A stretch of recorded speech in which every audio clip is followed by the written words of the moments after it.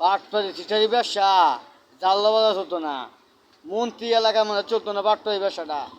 মাথা মানে টুপি দিলি, হ্যাঁ তুই ওখানে মোলানা মক্কা বিচ লাগাই তোরা এতে করে দিলাম। মন্ত্রী লুয়ে তুই বই দিয়া ডাক্তার বিহাবার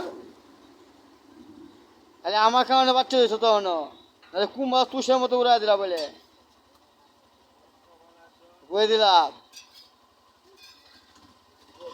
এই যে মানছে রে, এই যে 3 দিনের তেল তেল উঠি বানাইতাছ, গ্যাস ট্রেনে বানাইছ, হ্যাঁ আর সবাই কিছু কয় না, হ্যাঁ আবার সেই তোলে লেতা।